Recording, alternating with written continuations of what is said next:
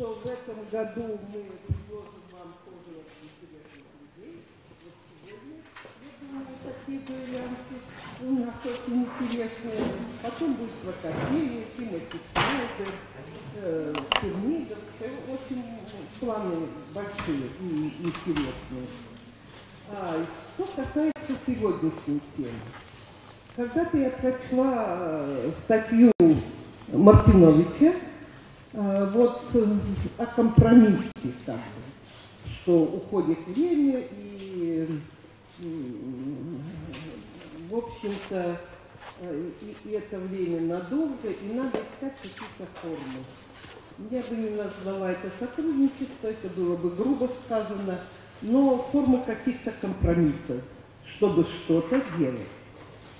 И я сразу вспомнила свой диалог с Поздняком, который где-то лет 15 назад говорил, что в эту страну надо ни одной таблетки, ничего, несмотря что там дети больные, а таким образом диктатура быстрее падет. Когда меня спросили, я сказала, что у меня другая точка зрения. Если вот эти лекарства, которые там немцы, шведы соберут, говорила я, и если вы спасете одного-двух детей, то для меня это важнее. И вот сегодня, когда я слышу, как обливает грязью Чулпан Хаматову, которая, конечно, вынуждена быть в контакте с властью, вот, я как бы нахожусь в другом поколении, и я не способна вот, уже как человек баррикадной культуры, воспитанной баррикадной культуре, я не способна пойти на явный компромисс. Но я думаю, перед сегодняшними людьми вопрос может быть стоит иначе. Может быть, сегодня вот наши дуэлянты, как я их зову, они нам как-то скажут свой взгляд на вещи, потому что явно этот мрак, который сегодня надолго, и явно, что диктатура тем и сильна, что она делает нас бессильными, мы немного можем, к сожалению. И мне всегда хотелось, и когда я задумывала вот этот клуб, мне хотелось поднять вопрос до каких-то гуманитарных как бы проблем, потому что очень важно нам всем сохранить себя. Но будут новые времена. Никто время еще не остановил, ни один диктатор, никто. И к этому времени надо сохранить себя, надо сохранить молодых, надо сохранить детей, надо вообще наработать некий хотя бы тонкий слой в обществе, который бы, в общем-то, сопротивлялся. То есть нужны другие формы сопротивления. Я думаю, вот молодые политики сегодня, вот Пальчис и другие, особенно в прошлом году, когда у них была такая возможность, они хоть их обозвали танцующей демократией, но они показали возможность привлечь ту часть общества, которая всегда то ли боится, то ли еще не поняла, что она может, и которая не склонна рисковать, но которая хочет, и уже давно хочет как бы думать о том, что они белорусы, и что-то делать для этого. И они думают о будущей стране и о будущих как бы идеях, но они в стороне немного. Они в стороне, потому что это страшно. Одно дело, когда там Радио Свободы, или я что-то скажу, или еще кто-то, Света Калинкина. Но совсем другое, когда ты учительница, у тебя двое детей, и ты что-то сказала. Тебя мгновенно вышвырнут, и ты останешься ни с чем. Вот хотелось бы дать какие-то точки опоры этим людям, чтобы они чувствовали, что мы понимаем, что их много, гораздо больше, чем нам кажется, и нам хотелось бы всем им помочь в силу вот наших как бы возможностей, насколько способна наша элита, которая достаточно генетически обескровлена. Ну, я уже пользуюсь зря своим временем, я думаю, Света с этим справится скорее, я и ребята тоже, но я хотела сказать и очень надеюсь, ребята, на вас, что разговор у нас будет жесткий и настоящий.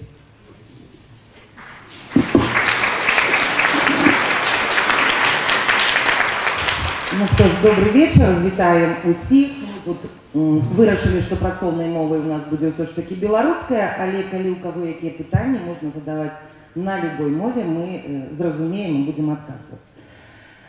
Светлана Александровна выклала пазіцыю такую бліжэйшую да кампрамісу, але вы ўсе добра ведаеце, што ёсць іншая пазіцыя ў нашым грамадстве, і такіх людзей немало, якія зыходзяць з таго, што у няволі, у турме не нараджаюцца свабодныя людзі. І чым больш доўга будзе цягнуцца такая сітуацыя няволі, тым менш шансаў, што Беларусь будзе свабоднай, што ўсё ж такі нашы мары аб свабодзе спраўдзяцца. Сапраўды, тут цяжкі выбар, ёсць розныя аргументы, і я думаю, што сённяшнюю дыскусію, напэўна, пачне Віктор Мартинович, бо менавіта з ягонага артыкула і нарадзілася ідэя гэтага абмеркавання. І, Віктор, твои аргументы давай, выкладай, мы будем слухаць, спрачацца, падтрымліваць, як это атрымаецца. Дякую, господарыня Святлана. Я зараз зраблю нейкі стейтмент, пасля якога мы пачнем власна дыскутаваць. Першае, што тычыцца назвы сённяшняй сустрэчы. Пра кампраміс нешта мы заявілі. На мой погляд, кампраміс магчымы ў тых момантах, у тых сітуацыях, калі ёсць дзве роўныя сілы, якія супрацьстаяць адно адной. Відавочна, што сітуацыя, у якой мы знаходзімся, гэта зусім не сітуацыя кампрамісу. З нашага боку ёсць пэўная колькасць думак, пэўная колькасць тэкстаў, пэўная колькасць мастацкіх вобразаў.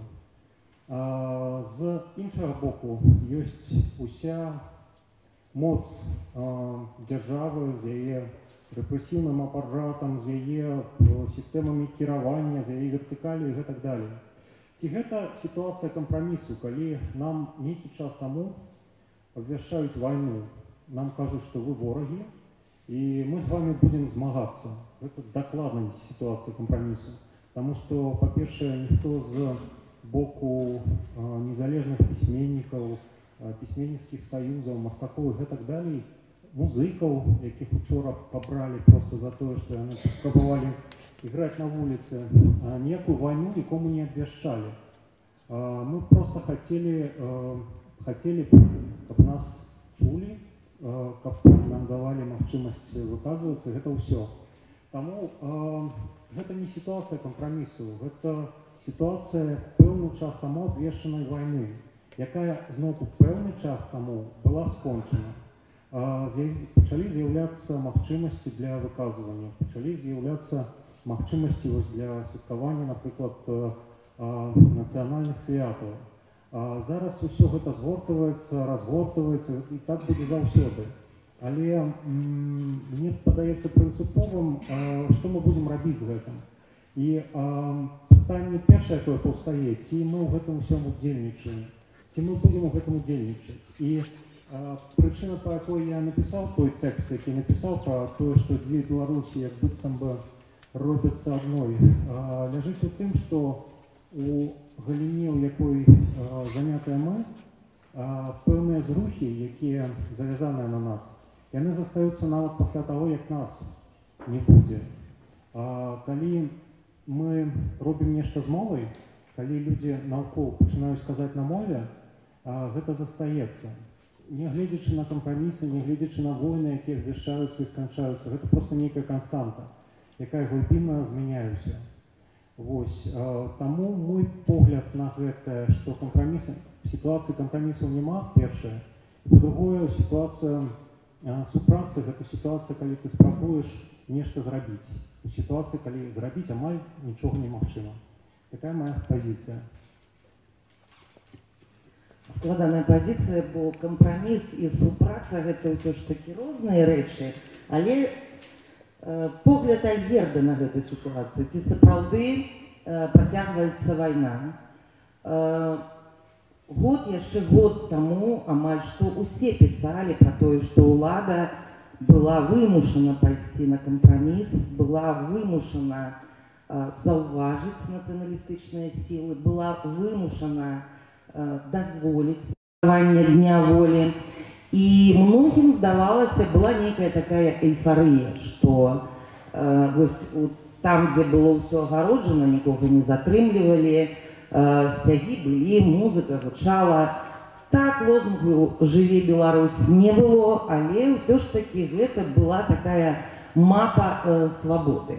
І вельмі шмат было такіх пазітыўных водгукаў і нават надзей на тое, што ўлада таксама будзе вымушана пайсці на кампраміс, заўважаць, што ёсць такія настроі ў грамадстве, што ёсць такія людзі ў грамадстве, што нібыта гэтая вайна заканчваецца.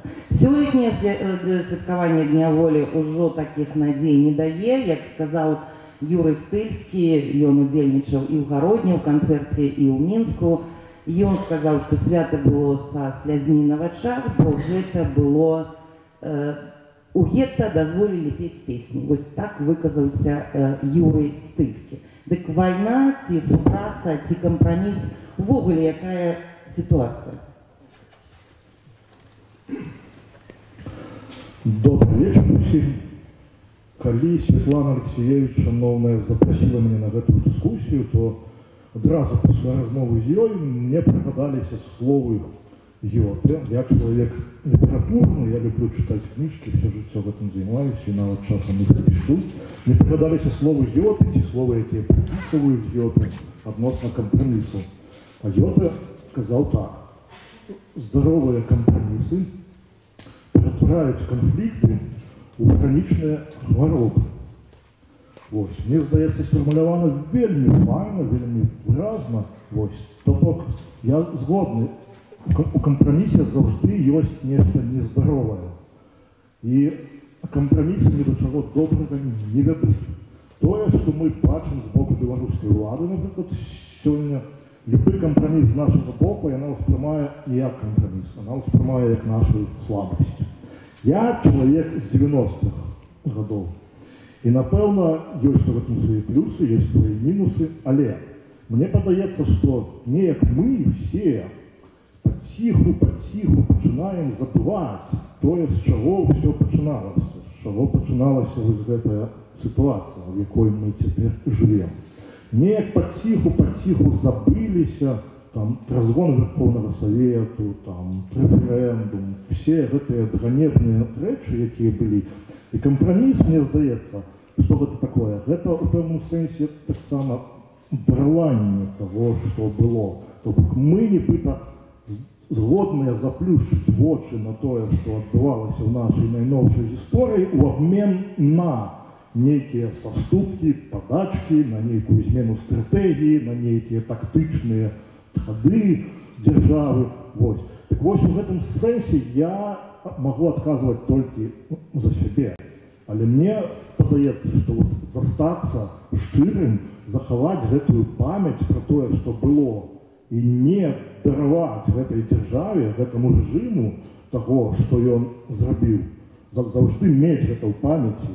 Вось. Гэта вельмі важна, і гэта тычыцца не толькі, скажам, дзяржаўных сімваляў, гэта тычыцца не толькі мовы, Это тычыцца не толькі палітыкі. Для мяне гэтая ўлада, пры якой мы жывем, гэта ўлада найперш пашлякоў. І якія кампрамісы могуць быць з пашлякамі, які кампраміс ты можаш знайсці з пошласцю, да? Вось. Калі ты пісьменнік, то абсалютна ніякага кампрамісу. Але пры гэтым чалавек слабы. Натуральна, мы все ідзем на нейкія кампрамісы увесь час. І я, напрыклад, вызначыў для сябе так.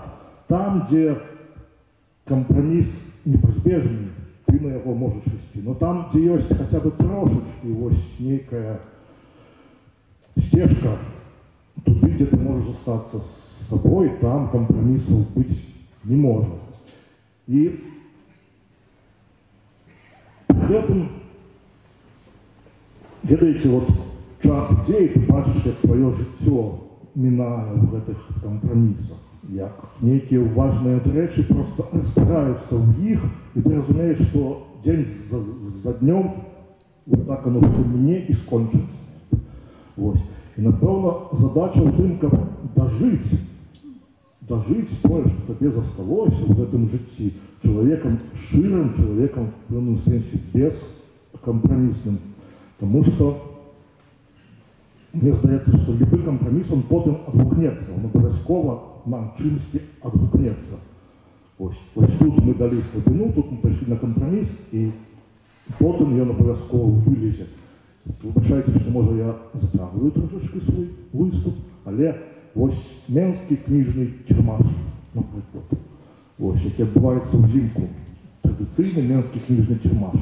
Удзел у ім незалежных выдаўцоў і незалежных пісьменнікаў гэта таксама свайго роду вельмі вялікі кампраміс, таму што ты на гэтым кірмашы сустракаешся з чытачамі, ты маеш там слова, але ты бачыш, якую пагарду мае да цябе дзяржава, якая арганізуе гэты кірмаш і кіруе там. Ты выступаеш, і нейкія інфернальныя скокі адбываюцца, скажем, на суседнім стендзе, табе дэманструюць увесь час, хто ты такі для гэтай дзяржавы і для гэтай улады.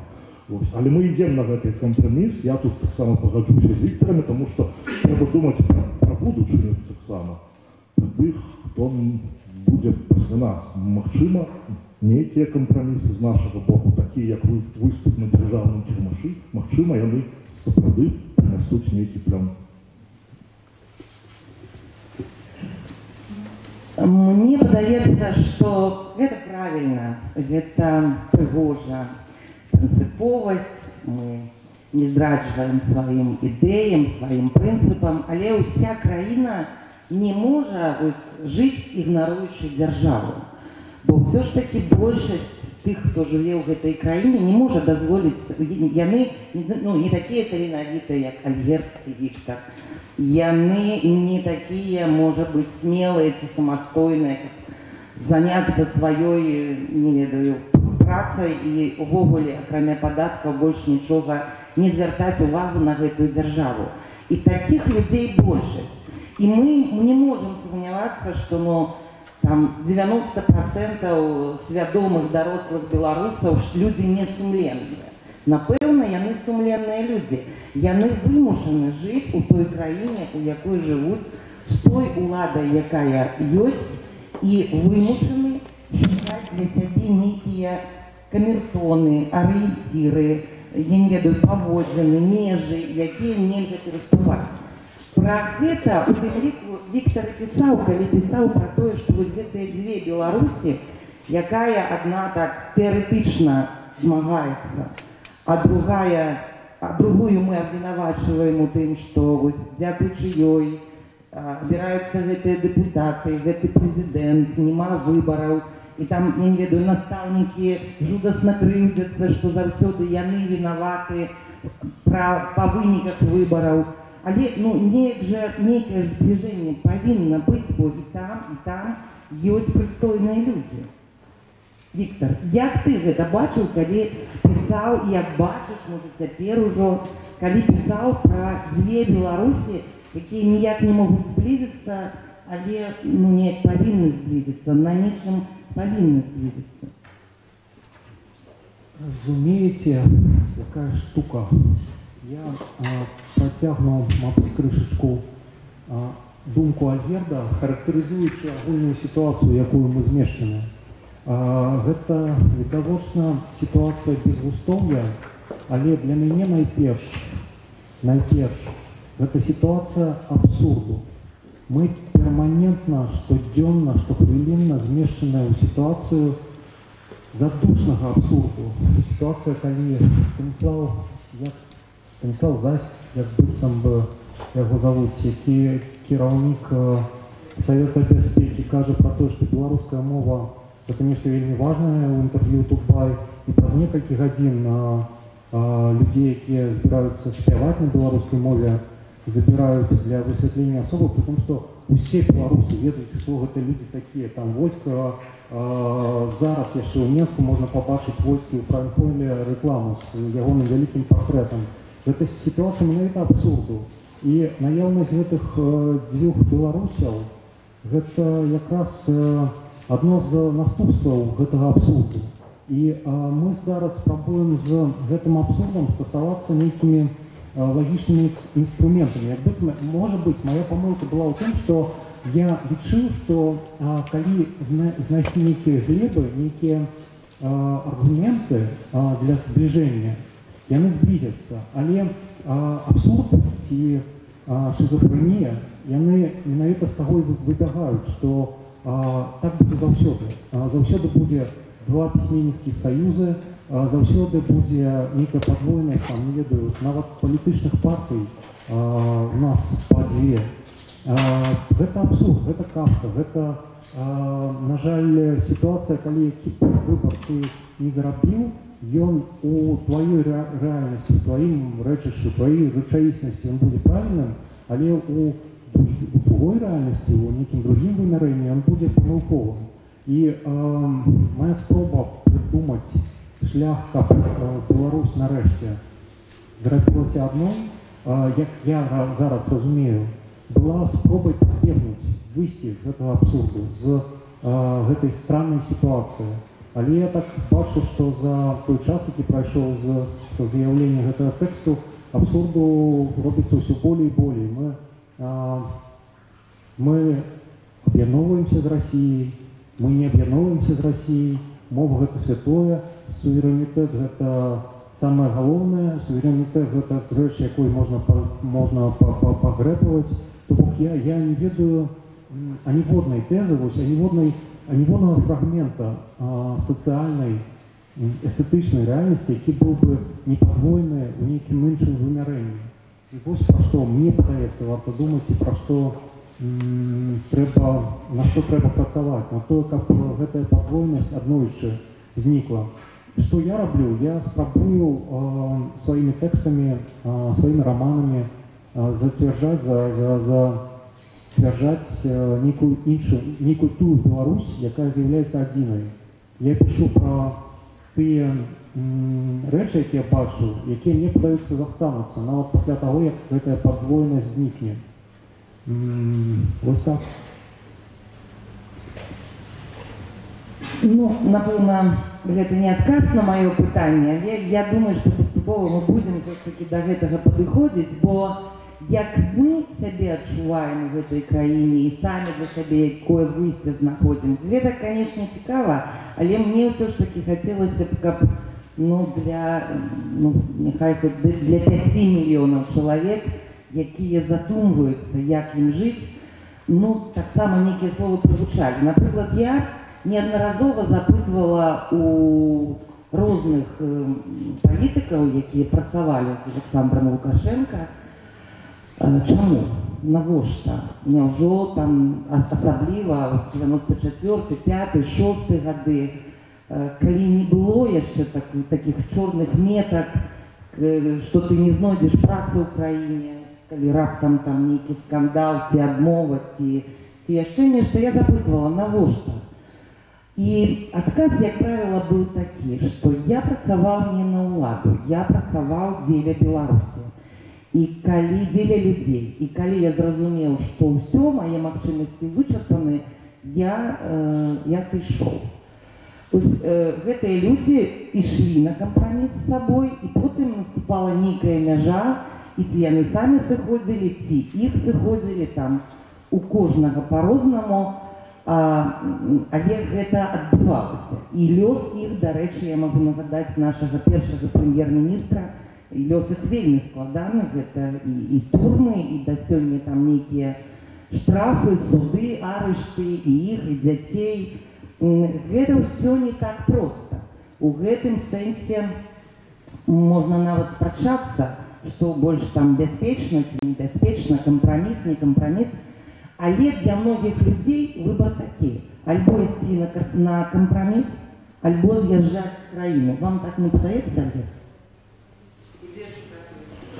Ну, ось, я ўсё жыццё быў абкружаны людзьмі беларусамі, якія або думалі пра тое, каб з'ехаць з краіны, або збіраліся з'язджаць, або з'ехалі. Іншых беларусаў я яшчэ не сустракаў. Але вы не з'ехалі, але хіба вы ніколі пра гэта не задумываліся? Ніколі. Ну, значит, вы счастливый человек. Потому что, как я сказал, все-таки человек слабый, и съехать для меня не является неким грехом, страдой в Беларуси. Нечем еще. То, что вы сказали про людей, которые працевали на эту владу, а потом потерпели от ее. Вот этот отказ я працевал для Беларуси, працевал для людей, а не для державы. Это же, в принципе, так само зовсім нічого нового в этом нема. Гэта, натуральна, будзе не зовсім корректно, але ва ўсе часы пры всіх диктатурах нейкія злачынцы, напрыклад, дзяржаўныя апраўдваліся тым, што я працаваў дзеля краіны, працаваў дзеля Нямецчыны, напрыклад. Это вельмі популярны адказ. Я бы хотел учапіцца, дазволіць сабе учапіцца за слово Віктора про нейкую адзіную Беларусь, якую ты описала. Мне падаецца, што гэта абсалютная утопія. Ніякай адзінай Беларусі у нас ніколі не будзе. І іх не дзве, іх заўсёды будзе больш, але добра, няхай іх будзе дзве. Тут не тая краіна, якая можа дазволіць сабе пэўную гамагеннасць сваіх там людзей палітычных поглядах, нейкіх там стратегіях на будучыню. Заўсёды будзе існаваць, па-першае, вельмі вялікае такое расійскае крыло. Я ўпэўнены, нікуды яно не падзенецца. І была б дзяржава прытомнай, то яна б змагалася з гэтым прарасійскім крылом. А так, яна наадварот яго нейкім чынам заахвочвае. То бок адзінай Беларусі тут не будзе. Нам трэба адмовіцца ад гэтых ілюзій. Беларусь — это краіна, якая заўжды была ў змаганні. І змаганні застаецца. І дзякуючы змаганню яна і існуе дагэтуль. Так што я бы нічога такога не чакаў. Я таксама хочу все-таки отказать на ваши настойлівыя намеки, Светлана, про простых людей, потому что мы тут, як вы кажете, такие вот таленовитые, с правым голосом, такие сядзім, разважаем, а як яны там усе жывуць за межамі судовной літоўскай амбасады. Так існуюць такія рэчы, напрыклад, як хрысціянскія запаветы. Так? Мне здаецца, што людзям, не надзеленым прывілеямі, дастаткова все-таки лёгка кіравацца ў жыцці гэтымі хрысціянскімі запаветамі, якія для іх, в прынцыпе, імі прызнаныя. Я, напрыклад, не хрышчоны чалавек, але імі яны прызнаныя. Што замінае людзям кіравацца імі, жывучы ў Беларусі? Это дастаткова простыя рэчы, але яны парушаюцца ўвесь час. І, напэўна, дзяржава нават заахвочвае іх парушаць. Напрыклад, там, дзе гаворыцца пра падману, пра хлусню, напрыклад, пра лжесведчанні, напрыклад. Што замінае простым людзям трымацца гэтых запаветаў? Я не ведаю. Я так бачу, што, напэўна, змены мусяць адбывацца сапраўды праз культуру, перш за ўсё праз культуру. І нам, скажем, беларускім пісьменнікам, трэба не замыкацца в сваіх вежах са слоновай косці, а а ісці у народ і розмовляти зі своїм читачом. Що ми з Віктором, в принципі, і робимо увесь час. Ось.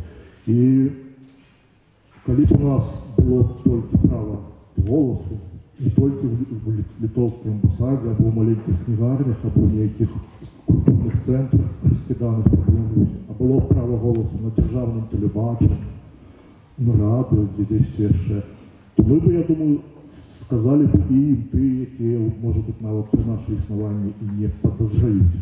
І тут знову таки ми вертаємося до компромісу. От, скажімо, мене 5 разів запрошали на державне телебачення, але я кожен раз відмовлявся і запрошати перестав.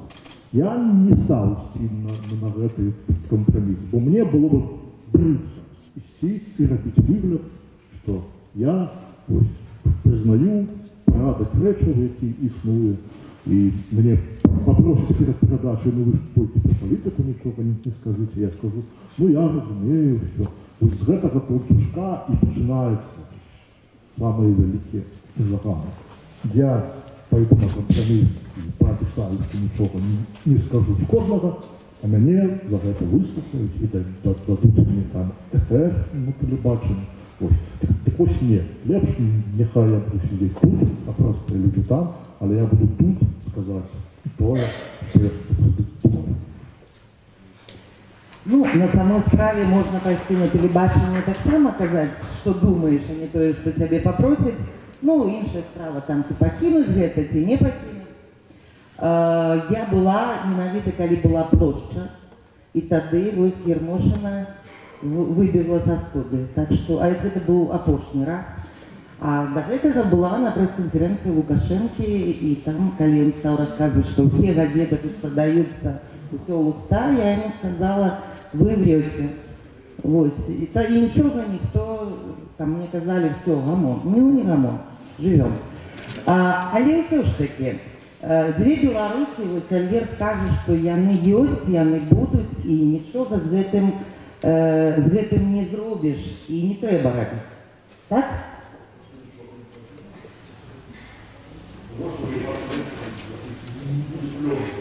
Але з іншага боку, калі няма кансалідацыі нейкай нацыі, хаця б не па ўсіх, зразумела, пытаннях, а хаця б па галоўным пытанні далейшага існавання нашай краіны. Вось прыводзіўся прыклад, калі спрачаліся за, там, я не ведаю, за санкцыі і там за лекі для хворых дзяцей. З аднаго боку, ўсё, што не робіцца дзеля гэтага рэжыму, нават калі яно тычыцца дзяцей, ці там, я не ведаю, іншых там хворых, ці нямоглых, ці старых, гэта ўсё роўна рэжым кажа, што мы паставілі там у клініку тыя лекі, тыя тамографы, і ніколі нават могуць дзякуй не сказаць тым, хто на самой справе гэта рабіў і вёз сюды гуманітарную дапамогу. Гэта ўсё, што добрае, гэта ад імя рэжыму. І была і ёсць такая пазіцыя, што не трэба, гэта дрэнна, што гэта працягвае час гэтага рэжыма і так далей. А іншыя кажуць, не, тут лёс дзяцей, лёс людзей, усё ж такі нешта больш важнае. А калі ідзе размова пра лёс краіны, пра тое, ці яна будзе, ці яна не будзе. Ясна, што тут мы не можам пабачыць вось там, не ведаю, кардыяграма, аналізы, все засталося жыць там 3 месяцы і ўсё, і сканалі. Тут заўсёды ёсць такое, а можа так, а можа не так, а можа гэтак. Але ўсё ж такі, ці можа быць нейкая ідэя, якая, сапраўды вось гэтыя дзве Беларусі здольная аб'яднаць? Ведаеце, наша проблема в том, что большая частка насельніцтва не разумее, что яна жыве ў краіне. Я вось тут кажу большая частка, я цалкам у гэтым упэўнены. То бок, вось 200 абраных інтэлектуалаў, кальцова інтэлектуальнага клуба разумеюць, што ёсць Беларусь, што яна незалежная. Для жыхара правінцыі прыгадка пра тое, што ён жыве не ў расійскім тэлебачанні, расійскім тэлевізары прыходзіць у той момант, калі ён лезе ў кішэню і бачыць там беларускія грошыкі нейкія. Ці калі ён ідзе мяняць пашпарт і бачыць, што пашпарт у яго блакітны, а не чырвоны, як у Расіі. Як бы вось большасць нашых пытанняў, у тым ліку пытанні пра расколыкі наяўныя, яны выбягаюць менавіта з-за таго, што як бы мы у большасці сваёй не разумеем, што Беларусь ёсць, што мы жывем у ёй. Гэта агульная як бы нараз. Што тычыцца нацыянальнай ідэі, тая тэма, якая вось як вельмі гучна зараз гучыць, я паспрабаваў сфармуляваць яе наступным чынам. Мы памежнікі, мы жывем у памежжы. Мы живем на мяжы двух аграменных культур. Мы живем на мяжы, где католицизм, протестантизм сутыкается с православием, где Захад сутыкается с Усходом. Мы файна, основное, что вельми важно. Мы докладно и вельми файна разумеем русских, и мы файна и вельми добра разумеем поляков, немцаў, мы файна паразумеемся з немцамі, таму што у нас гэта таксама ёсць. У мяне у сям'і бацька праваслаўны, маці была каталічкай. І як бы я ўвесь час вось адчуваю гэту мяжу. Там у Гушчыне людзі такія таўшэзныя блінкі, на Гарадзеншчыне яны, як у Літве, такія танюткія наліснікі. Мы памежнікі, мы сталкеры. Мы можам адным патлумачыць іншым тлумачыць рускіх. Людзей, якія разумеюць рускіх, вельмі шмат. Людзей, якія разумеюць рускіх, могуць стасавацца з заходнім светам і як бы нешта рабіць з імі, знітоўваць іх вельмі няшмат. То, на мой погляд, наша нацыянальная ідэя ў транзіце, у перакладніцтве, у нейкім вытлумачэнні ўзаемным. Мы ўвесь час гістарычна намагаемся быць ці то палякамі, ці то рускімі і не скарыстоўваем гэтыя свае глыбінныя веды, гэтае становішча, у якім апынуліся. Карацей, мы не мы. Віктор закрануў вельмі важную тэму, сапраўды, менавіта з-за таго, што ў нас тут не было ніякіх такіх рэлігійных сутычак, ніякай такой варожасці нават на гэтай глебе, што беларусы, нацыя кампрамісу.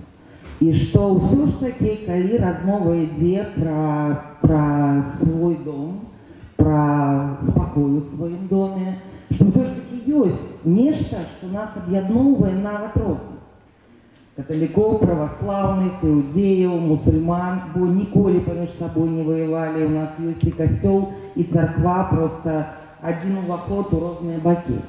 Што гэта якраз такі ёсць тая глеба, якая дае нам падставу аб'яднацца. І тым, хто сёння там пры ўладзе ці галасаваў за ўладу, хто заўсёды быў у апазіцыі, але і тыя прыхільнікі гэтай ідэі, гэтага пункта гледжання якраз такі крытыкавалі Альгерда Бахарэвіча і крытыкуюць усіх, хто палітыкаў, якія выступаюць за тое, што патрэбна будзе люстрацыя, вось з такімі прамовамі, што вядзем чорныя спісы, і кожнага там, хто пры ўладзе, потым будзем судзіць.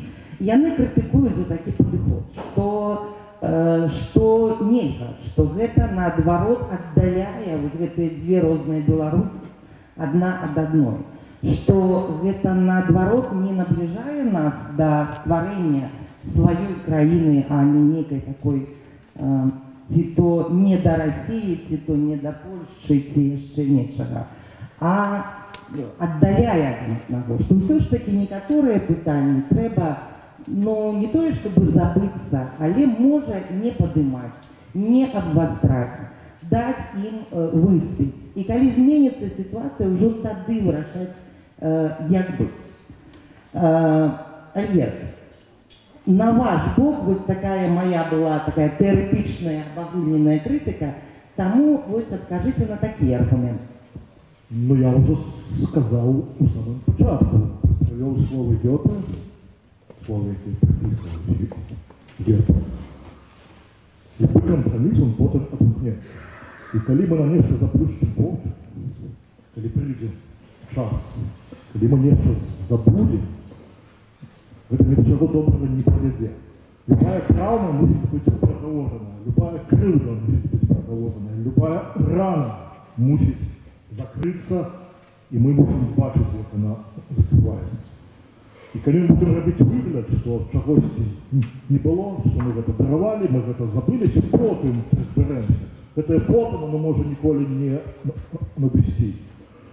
И я кажу, что треба проговорювати власну травму. То, про що ми сьогодні говоримо, сам вираз белорусы – это нация компромиссов. Это сам по себе выраз, и он просто смердит кровью. Это просто велизная рана.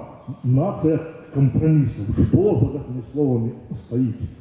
За этими словами стоит не только толерантность, не только там мирное существование разных религий. За этими словами стоит еще послухняность. За этими словами стоит рабская психология. За этими словами стоит жадание сховаться за таким образом ахвяры, які у нас ось вельми популярні. Ми ж ахвяри, нас завжди переслідували, нас знищали, а ми нікого. Насамрэч, все это міфи, это некие штучные абсолютно конструкты. Ось, якая толерантность? Поглядите, як в Беларусі ставиться до утекачів, коли гэтыя утекачі не з України, наприклад. Як ставиться до утекачів з Чечні, скажем, да, мусульманских утекачів. Як в Беларусі ставиться до геїв, тие самі, до геїв, лесбіянок, до всіх ЛГБТ, до тие самі люди, простые люди, такие вот в христианском духу выхованные. Ничего этого, на мой погляд, нема, это все придумано. Давайте будем говорить широ и открыто про то, что все кепско, что ніякої Беларусі одиной не будет, и что покуль просто люди не зрозумеют важность культуры, то не закроется в этой ране, не запишется в этой теплой. Я думаю, что уже надыходит час задавать питання всім присутнім, тому коли ласка, так, а ось Віктор. Просто хотел бы, с тем, как мы откроем залу для дискуссии, для питания в зале, хотел бы выказаться на конт люстрации, потому что тема, яка меня вельми займає. Ведаеце, Беларусь – это краіна, у якой в 91 году, в адрозненне от наших суседей, шмат этих суседей, ніякой иллюстрации не отбылось. Как бы развалился Советский Союз, развалился велизарная людожерная империя. Иллюстрации не было. Так хіба вы думаете, что иллюстрация будет вот после этого? Я вот что хочу сказать. То, что отбываецца зараз, відавочна траўма. Я тут цалкам згодна з Альгердом. Але характер і якби боль, які мы адчуваем, и он нами не до конца усведомляется. Например, мы весь час скажем про правы, про политичные, отсутность политичных свобод, але вось поглядите, зараз же арыштоўваюць уже не адзінкамі, а зараз, як гэта файна продемонстравала так званая справа Белка. Зараз приходять одразу за цілими відділами. Зараз беруть докторів тузинами просто. Зараз беруть. Турма зробилася у нас сьогодні основним інструментом не просто публічної політики, як було раніше, у нульових. Турма примінялася для тих, хто був політично активним. Турма зараз зробилася просто шляхом вирішення любых проблем. Турма сажають усіх. Я думаю, що у кожного є хоча б один знайомий, який ось праз гэта коло, праз гэта усё прайшоў, які быў ці то арыштаваны, ці то асуджаны, ці то адсядзеў ужо. І як бы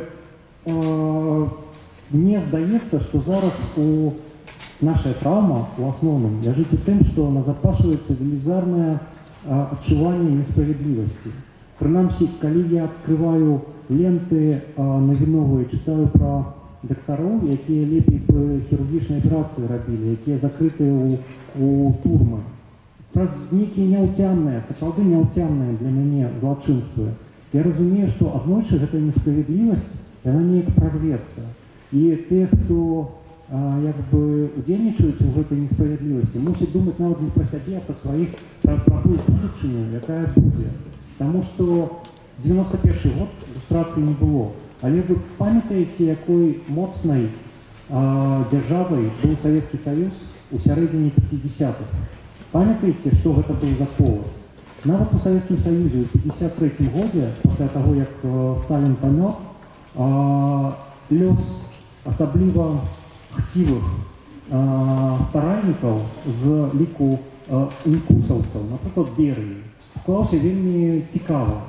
І вось я б прадказваў, я б звяртаў увагу на тое, што дарэмна чакаць люстрацыі. Люстрацыя не ў нашым нацыянальным характары, але тая несправядлівасць, якая відавочная сёння, яна ўсё ж такі неяк адкаціцца назад.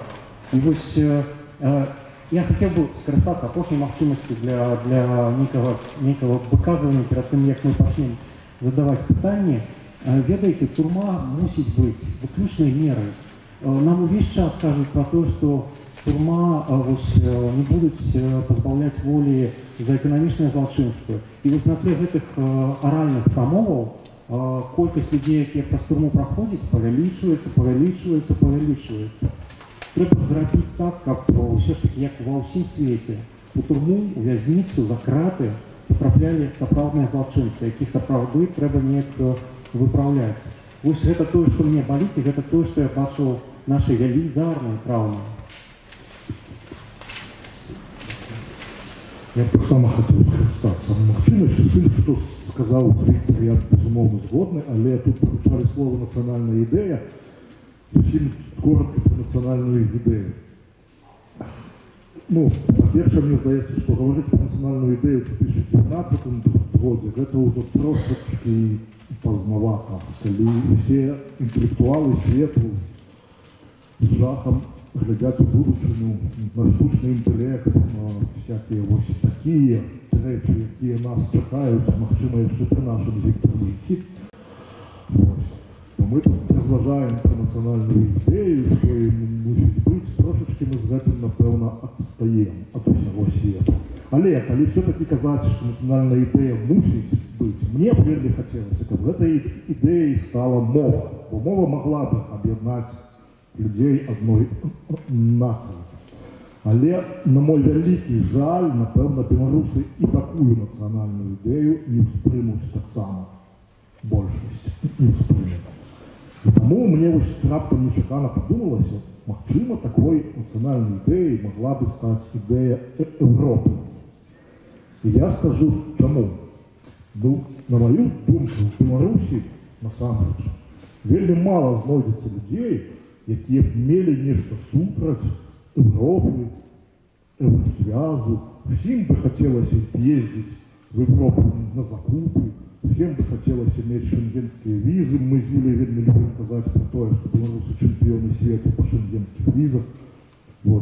И эта идея могла бы нас сапраўды нейкім чынам аб'яднаць. Мне падаецца, што будучы на Беларусі толькі там, толькі ў аб'яднанай Европе, і іншага шляху у нас просто няма. Это толькі захад або мост паміж захадам і ўсходам, але аніяк не ўсход. Дякую. Ну что ж, мы можем переходить, конечно, до пытанняў. Ёсць пытанне? Дякую вялікі. Спадар Альберт, вы мне зараз обламали все, что я хотел сказать. Но я все-таки справлюсь. Почну с того, что вот ваши слова про, як минимум, две Беларуси, а то може и более, які існуюць у межах сучасной Беларуси, якія ніяк не пересекают тое, что мы вот некая памежная Беларусь завел справу про размову про национальную идею. Я вот зараз гляжу ў зал, бачу як минимум человек 10-12 з тых, хто браў удзел у нашай з Максімом праграме, дзе мы шукаем нацыянальную ідэю. Толькі за гэтым столом тут 2 чалавекі бралі удзел в этой праграме. Светлана Александровна, вам прывітанне. Запрашэнне ў моце. Я до таго хацеў сказаць, што можа быць, вот сапраўды, спадар Альгерт, можа быць менавіта нацыянальная ідэя, якую вот, можа быць мы ўсе разам агульнымі намаганнямі, вот залам у 200 чалавек, нейкім чынам выпрацавалі, і вы ў тым ліку далучыліся да яе вот, выпрацоўкі. Зараз вы это фактычна і зрабілі, хоць сказалі, што глупства гэтым займацца, толькі што мне да пачатку этой размовы. Таму можа быць нацыянальная ідэя, знойдзеная і прынятая абодвамі гэтымі беларусамі, яна і змагла нас аб'яднаць, змагла стварыць вот, нейкі такі той кампраміс, на які б нават вы пагадзіліся. Дякую. Я вам хочу еще раз подякувати за те настойліве запрошення взяти уділ у передачі про національну ідею моєї ради, від яких я так поступово відбувався протягом останніх місяців. Я би хотів сказати, що якою б ми там з вами національну ідею не придумали, або ті 20 чоловік, які удільничали у цій передачі, ми не маємо такої ваги у громадстві, як нас почули, прийняли гэта. Теперь, когда я кажу, я не казал, что национальная идея это глупство, я сказал, что мы трошечки спознились из ее пошуками. Вот. Коли справа отбывалась в годах 90-х, магчыма, штосьці сапраўды у нас с вами выжила. Але теперь мы живем у такую эпоху, коли у кожного, не только з присутных у зале, а наогул у кожного есть свое меркаванне, якому абсолютно наплевать на то, что думают там Виктор Мартинович, Альгерт Бахаревич и некто еще. Мы живем в эпоху, когда все информационные потоки открытые, все доступно. Вот. И людям, в принципе, для их не існує неких великих авторитетов, які вот зберуться на раду і визначать цю національну ідею. І тому трошечки я лічу, що гэта вось, немає такого сенсу. Але за запрошення дякую, з великою симпатією до вас ставлюся і до вашого раду так само, і ваші дискусії так само мені вельми цікаві. Дякую. Я все ж таки скажу, что у меня інший опыт. Я якраз лічу, что людей цікавить меркаванне пэўных асобаў. На жаль, не заўсёды люди з мозаікі нейкіх падзей і навінаў могуць скласці поўную карціну і зрабіць выснову.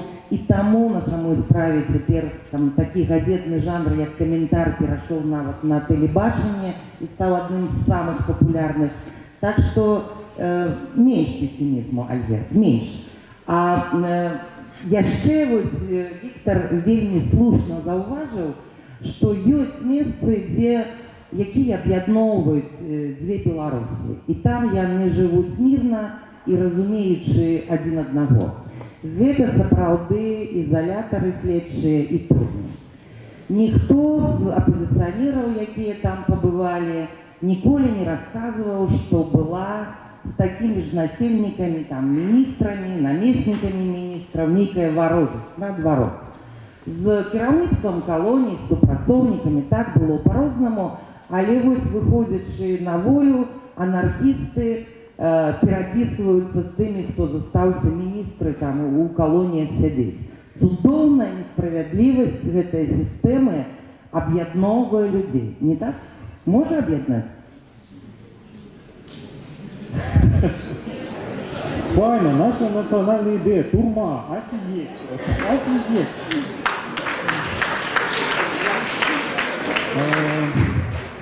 Нас аб'ядноўвае відавочна адчуванне того, што зараз нас абуяў просто абсурд і што несправядлівасці вельмі шмат.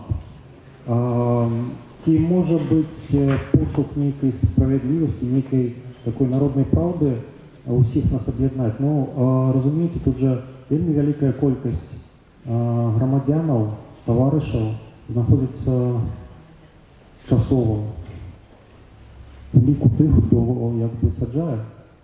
І якби ім у гэты момант падаецца, што так будзе заўсёды, што яны якби праваднікі нейкага закону і справядлівасці.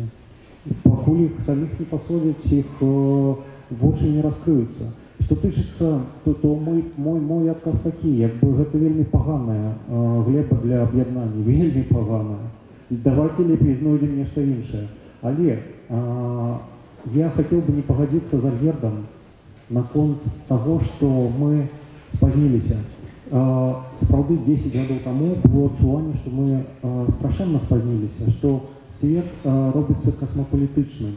Але зараз мы бачым, што адбываецца New Race of Nations, што у Усходняй Еўропе, у Заходняй Еўропе зноўку немцы задаюцца пытаннем пра тое, хто яны такія, знаходзяць новыя адказы, і гэта нейкія новыя хвалі усведамлення сабе. Таму што відавочна, што пасля узнікнення новых медыяў, пасля Фейсбуку, глеба для этнічнага нацыяналізму яна знікла.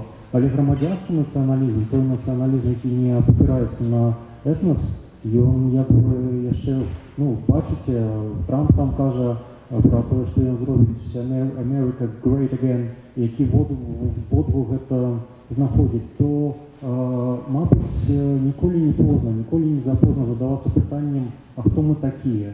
Важна проста на гэтае пытанне калі-небудзь хаця б адказаць. Ёсць пытанне? Ёсць. Вот, калі ласка, выступ. Дякую за ваше выказванне. Вельмі з многім тому, што было сказано сёння тут, я згодна. Але у мяне пытанне вось на які конт. Ведаеце, я працую з вялікай колькасцю людзей, тых, каму зараз каля 40 гадоў. Тых, хто мае вельмі добрую адукацыю, якую яны атрымоўвалі ў Беларусі і замежжы. Людзі, якія ведаюць адну ці больш замежных моў і якія аднойчы, маючы магчымасць застацца замежжам, зрабілі выбар у пользу вярнуцца ў краіну. І зараз гэтыя людзі робяць шмат для развіцця нашай культуры. Спачатку гэта было 10 гадоў таму назад па адзінку яны працавалі, але зараз гэтыя людзі пачынаюць аб'ядноўвацца. Але што я назіраю, што гэтыя людзі, тут шмат гэтых людзей я асабіста ведаю, яны сёння тут, а яшчэ шмат такіх людзей, якія сюды не трапілі, гэтыя людзі робяць шмат для нашай культуры. Але ведаеце, што я назіраю? Народ, про якім мы сёння разважалі, і дзякую вам, Святлана, за ваше пытанне наконт таго, а што вось народу, які існуе па межамі, за межаю гэтых людзей, рабіць? У мяне пытанне з іншага боку. Як нашай інтэлігенцыі зрабіцца бачнымі, чутнымі для гэтых людзей?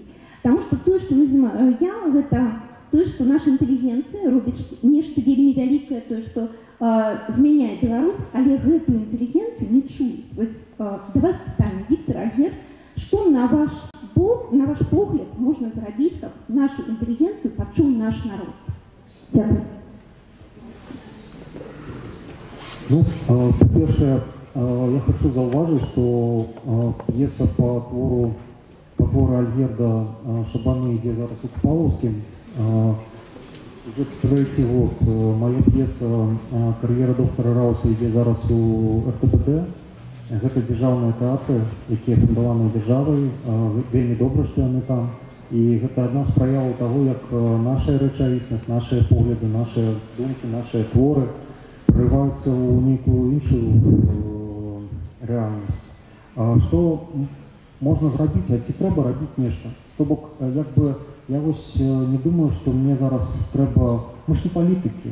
Мы ці рабім сваю сцежку, як Караткевіч сказаў. Нам трэба засяродзіцца, прынамсі нам з Альгердам, як пісьменнікам, трэба засяродзіцца на том, што мы пішам. І зрабіць так, каб тыя творы, якія мы ствараем, адказалі прынамсі на нейкія пытанні.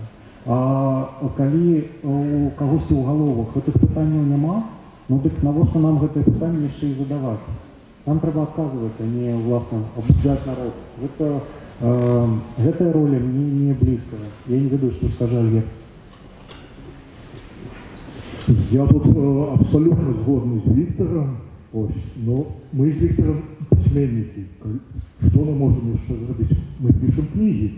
Калі мы пачнем займацца чымсьці іншым і перастанем пісаць кнігі, то я думаю, што і нам ад гэтага будзе горш, і нашым чытачам таксама будзе горш. Я тут з ім згодны, але вось слухаючы ягоны адказ, я падумаў, мы сёння неяк злоўжываем тут некімі абстрактнымі, абсалютна паняткамі, скажем, простыя люди, так? Что это за простые люди? Это что, это некая масса такая, вот, персонификованная в неким образе, там, не, простые люди, это миллионы абсолютно разных людей. И то же самое я скажу про слово интеллигенция, якое меня вот трошечки раздражняет. Что такое интеллигенция? Вот кто это? Покажите мне их. Это все те, кто собрались сегодня в зале, але мы такие розные. Мне с некоторыми шапановскими рабочими больше агульного, чем с некоторыми представниками белорусской интеллигенции. Тому я бы не стал погулять, давайте не будем скатываться вот в эти абстрактные, пустые понятки и слова. Давайте будем говорить с правдой про некие проблемы и правду. Что может сделать интеллигенция? Оставаться интеллигенцией, не глядячи ни на что. И ганариться гэтым так само, потому что мы вот маем з Россией такую вот звычку, не надто добрую. Интеллигенция вот заўжды мусіць адчуваць свою вину перед ягонай великостью народа. Вот. Але это не европейский шлях для интеллигенции. Это некое самопишевание в час. Штосьці вот мы не доробили, некие мы вот слабые такие. Нет. Абсолютно это не так. Кожный робит то, что у него отрынывается лепше за все.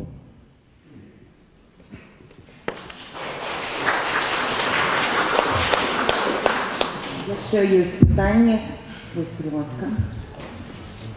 У меня есть довольно простое питание. Вам не подается, что вся эта история с компромиссом або его отсутностью, она довольно штучная, да? Я, наколькі ведаю, існує шмат людей, які роблять шмат таго у розных галінах, да? Пачынаючы ад беларускага сучарта і там, не ведаю, скончыць можна бізнесам ці нечым яшчэ, да? Якія не звяртаюць увагі, амаль не звяртаюць увагі ў сваёй працы на тое, што робіць беларуская дзяржава, да? Месца, якія не адчыняюць, яны эстэтычна супярэчваюць всяму таму, што робіцца ў краіне, ў краіне агратрэшу, да? Альбо, напрыклад, яны ствараюць тыя віды бізнесаў, да, якія сапраўды не падтрымліваюцца дзяржавай, да, альбо супярэчаць таму, што яна робіць нават, да? І большасць гэтых людзей, калі мы пачынаем разважаць пра пытанне, да, кампраміс альбо адсутнасць гэтага кампрамісу, яны не разумеюць, пра што ідзе рэч, да? Яны робяць сваю справу, да, сваю працу, як лічаць яе неабходнай. Робяць яе добра, да? І робяць яе ў гэтай краіне, хаця большасць з іх магла б з'ехаць альбо не вяртацца з тых месцаў, адкуль яны прыехалі, да, сюды, да? Але гэта адбываецца кожны дзень, кожны час, і мы можам бачыць гэта у тым самым Менску, да? Зашмат даволі з'яўляецца ініцыятываў нейкіх актывістаў, месцаў, якія не падтрымліваюць ні грантамі, ні дзяржавай, нікім, будзе траціць на гэта свае грошы, да? І ў іх пытанне, вось гэтага кампраміс, не кампраміс, ідзем у нас году ўлады, не ідзем, да? Яно не паўстае нават, да? Ёсць улада, да? Яна мае манаполію на сілу, так? На нейкія рэпрэсіўныя меры, да? На жаль, гэтыя людзі не маюць дачынення да гэтага, да? Але тым не менш, яны могуць нешта рабіць, да? Што магчыма зменіць краіну, альбо змяняе зараз, да? Але не думаюць пра тое, ідуць яны на згоду з нейкім, да? Альбо не ідуць. Да таго ж гэтыя людзі, большасць з іх, наколькі я ведаю, шэраг з іх, добра памятаю ўсё, што было ў 90-х, да? Всю там пытанне нелегітымнасці гэтай улады, да? Але што такое легітымнасць, да, калі у кагосьці ёсць сіла, у кагосьці яе няма, да? Але не кожным збіраецца змагацца нават, да, і у іх ёсць іншыя накірункі, скажем так, самарэалізацыі, да? І ім даволі цяжка зразумець все, што адбываецца у гэтай дыскусіі. Ну, таму што гэта проста няма ў іх галаве, гэта не існуе. Дзяржава для іх гэта, ну, такая пагроза з аднаго боку, з другога боку нейкая рэч, якая ім не дапамагае, да? Можа нават стварае нейкія бар'еры, да? Але не больш за тое. І гэта твой выбор, але альбо ты гэта робіш, да, і траціш на гэта свае сілы, грошы, час, натхненне, ўсё, што жадаеце, да? Альбо валіш. Вам здаецца, што якраз такі самы распаўсюджаны ў Беларусі кампраміс вы і апісалі. Што чалавеку не падабаецца тое, што адбываецца, але ён не гатовы ісці, змагацца, адкрыта пра гэта казаць, нешта патрабаваць. Ён сам для сябе находзіць такую кампрамісную пазіцыю. Вось мой свет, я тут малюю, тут вышываю, тут там яшчэ нешта раблю. І ўсё. І далей гэтага свайго кола я не выказваюся, а тут мяне ўсё такая внутренняя эміграцыя. Але большасць людзей якраз такі пішуць кнігі, артыкулы, напрыклад, у газетах, альбо вышываюць, альбо малююць, да? Яны не змагаюцца якраз такі, да? Але, зноў-такі, большасць з гэтых людзей, яны даволі вольна выказваюць свае, свае думкі. Ну, якраз такі пытанне самацэнзуры, яно існуе большасці, у розных людзей па-разнаму. У некага ёсць, у некага няма. Але большасць гэтыя думкі, безумоўна, не пападаюць на дзяржаўнае тэлебачанне, да? І яны нават даволі рэдка пападаюць нават на нейкія апазіцыйныя сайты, да? Таму што там таксама бываюць нейкі, свой погляд на рэчы, да? Але тым не менш яны гавораць тое, што яны думаюць, і даволі рэдка хаваюць свае думкі. Это нормально. Так можа ўся вось гэтая канструкцыя з кампрамісам, барацьбой, яна проста штучная. Просто зноў-такі, да, все мы говорим про тое, Светлана сказала, у яго дискуссия с Зіновим Позняком, да, на том, даваць там лекі, не даваць, там, дапамагаць краіне ці не дапамагаць. Да, але ж для большасці гэтае пытанне таксама не існуе, да? Ёсць дзяржава, окей, ёсць улада, ёсць краіна, дзе яны жывуць. Ну, то есть можно, конечно, довести это до галечы, але нават рэвалюцыі, да, мы таксама жывем нейкім марксісцкім таким континууме. Нам здаецца, што мы там прачыталі калісьці там у Леніна і Маркса, што нічого цяляць кроме сваіх цепей і все, да? Але ж большасць рэвалюцыі рабілася буржуазіі, людзьмі, якімі ёсць што губляць. Якраз такі. Так можа і трэба думаць наконт нацыянальнай ідэі дабрабыту, да, каб людзям было нешта згубіць, да, у гэтай краіне. Тады яны і пачнуць ахоўваць неяк свае інтарэсы. А калі будзе галеша, так усім все пофіг. Ну, як мне падаецца. Мой адказ. Описанная ситуация вельмі нагадывае апошнія часы Советского Союза, и можно было с оптимизмом сказать, что сведчыць яна про тое, чым больш людзей не зважаюць на дзяржаву, знаходзяць неяк самі сабе і трымаюць фігу ў кішэні, тым горш для гэтай дзяржавы. Але ці так гэта? Хто хоча сказаць? Разумееце, мы ж не змагары, мы ж таксама просто пішам свае творы, мы не пішам про палітыку, мы не выказваемся про палітыку, просто пытанне кампрамісу ў дадзенай сітуацыі, гэта пытанне, як мне падалося, вы вельмі файна, вельмі вычарпальна выказаліся пра штодзённы кампраміс, праз які яны праходзяць. Таму што ў пэўны момант перад табой паўстае выбар. Ты удзельнічаеш у арганізаванай дзяржавай выставе, кірмашы кніжным, ты не удзельнічаеш. Гэта пытанне кампрамісу. Як ты да гэтага не стаўся, гэта прынамсі ў тым, як Альгерт гэта сфармуляваў, гэта менавіта пытанне кампрамісу. Гэта глобальна пра уласную чуллівасць да той свабоды, якая у тебе ёсць ці няма. Можна пражыць усё жыццё ў Беларусі, займацца тут бізнесам і ніводнага разу, акрамя падаткаў, якія ты сплочваеш, не сутыкнуцца з дзяржавай. Гэта вельмі файна. Але прыйдзе момант, калі ты задашся пэўнымі пытаннямі. Ведаеце, у мяне ёсць роман, які называецца «Позера радасці». Там намаляваны такі мелкі гандляр, якога ніхто не чапае, менавіта праз тое, што ягоны бізнес, як там напісана, ён праходзіць праз сіта усіх тых, хто цікавіцца бізнесамі, як вельмі дробныя. Калі ты пачынаеш расці, калі ты пачынаеш бумець, калі ты вытвараеш нейкі вялікі прадукт, табой зацікавіцца, і тут пачнуцца нават у бізнесе кампрамісы. Вы пабачце тую сітуацыю, якую вы пісалі, мне вельмі нагадала, напрыклад, Віктора Пракапея. Для мяне гэта вельмі цікавы персанаж, я шмат чытаю ягоных інтэрв'ю. Ён, мы ж ведаем, пра што ён прайшоў.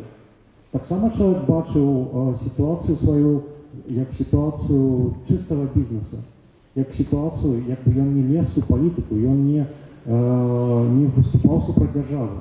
Але вось ён прайшоў праз тое, што ён прайшоў. Болей за тое, ягоны вопыт, я, напрыклад, вычытваю ў любым ягоным інтэрв'ю.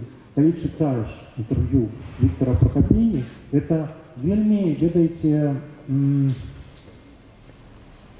кампраміс там у кожным стадзе для мяне. Вось так. Я тут таксама пагаджуся з Виктором, по-моему, абсолютно слушно. Я только скажу вот что. Все мы, незалежно от того, бизнесмены, письменники, просто люди, рабочие, хтось еще, все мы хочем в житті трьох речей.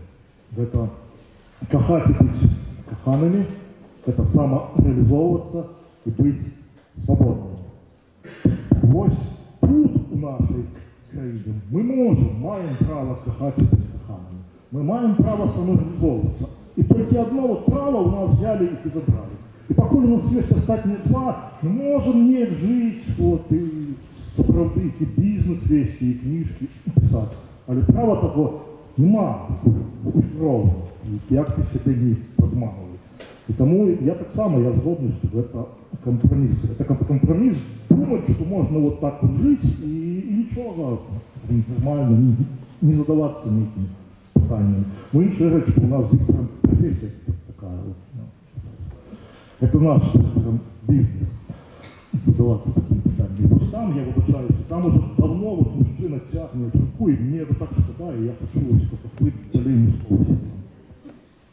Я даю слово тому, кто там тягнет руку. Добрый вечер. Никола Виско. Конечно, у литературы максима легче достигнуть компромисса, политики тяжей, а в экономике это так само, вельми тяжко. Я займался в том числе бизнесом с становления, как говорится, нашей Республики Беларусь. Ранее было, як всі теплее, легче. Потом с каждым годом незалежный бизнес добился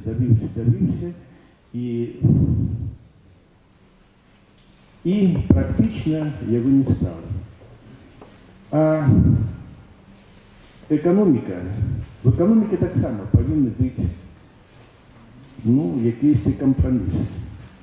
Сегодня у нас в нашей краине живе бизнес, больше-меньше так вот, выпроставшийся и зарабляя гроши, ті, які вот, мають політичний компроміс з владою. Я много ведаю белорусов, цікавих бізнесовців, які себе забороняють розмовляти на белорусской мове, потому что эта метка не для их роста. И, до речи, я хочу сказать, что, конечно, гандлевать то есть на выставе книжной быть, конечно, можно там найти, разойтись по куткам, вот, и давать интервью, а вот у бизнесовцев так не отрыгивается. Не отрыгивается. Мы не можем встретиться ни на одной предсовке. Я уже ушел в отставку, дякую Богу, распрощался со своим бизнесом уже давно, вот, поэтому я их как-то уже больше спокойно почуваю. Але у нас в основном подмурок наша, вот, экономики, национальной свідомой и увогуле республиканской экономики вельми тяжкий. В этом накірунку як тут домовляться с компромиссом? Коли некоторые бизнесовцы отпрацевали все життя, маючи там землю, столько гектаров, и они не мають таких маєтків, як некоторые министры, понимаете? Вот поедьте в Дрозды, поглядите, понимаете? Это такая питание компромиссу. Вот. Як тут в экономике найти компромиссы? Да тоже треба думать, понимаете? Вот. Дякую. Ну, тут, я так розумію, не питання, а меркавання, але ось мені тут прийшла вельми правильная записка. Люди нагадывают, что у нас в зале есть те, кто познайомився с компромиссом у тех самых местах, про які я згадувала. І ось гэта ідэя, што несправядлівасць сістэмы, у якой усе, і прадстаўнікі тыя, хто падтрымлівае ўладу, хто працуе на ўладу, хто не падтрымлівае ўладу, усе аказаліся ў няволі на самой справе. Ці можа гэта неяк зблізіць нас, змяніць сітуацыю? Вось мне падказваюць, што ў нас у зале і Павел Савярынец, і Александр Федута, і вельмі цікава ваше меркаванне на гэты конт. Александра Иосифовича бачу.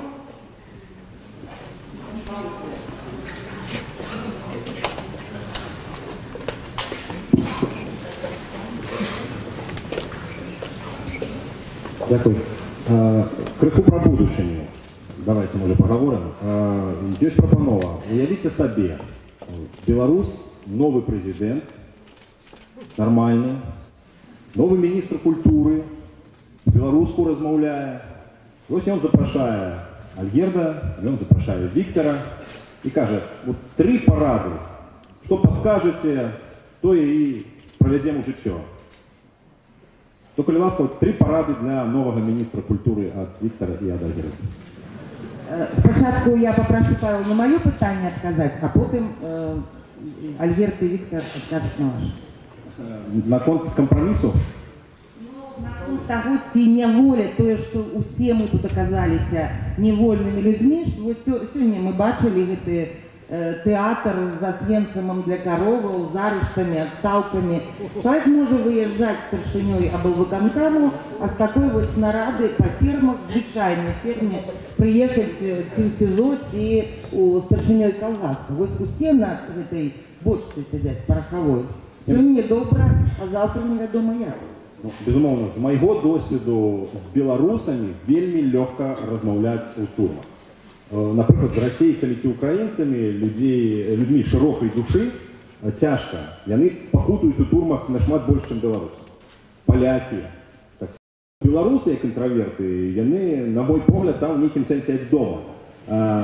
У іх ёсць, разумееце, такая невеликая жыццёвая прастора у інтравертаў, усе чужакі, тут не шмат як бы там пагрозаў, і вось яны пачынаюць ствараць такія невялікія турэмныя супольнасці. Ну, жарты жартамі, але мне здаецца, што у беларусаў можа быць таму змаганне за свабоду цяжкае, што яны як інтраверты прасцей пачуваюць сябе ва ўмовах абмежавання той самай свабоды. Мне даводзілася там размаўляць і з людзьмі з рэжыму, і з людзьмі расійскага свету, беларусамі. С белорусами вельми легко знайсці порозумение, подтверждаю. Но я бы не стал, конечно, будовать на гэтым национальную идею, як вы разумеете. Это не то место, куды трэба імкнуцца. Дякую. Ну, як вы говорите, Александр Иосифович, вы откажете на это же питание ці про министра культуры?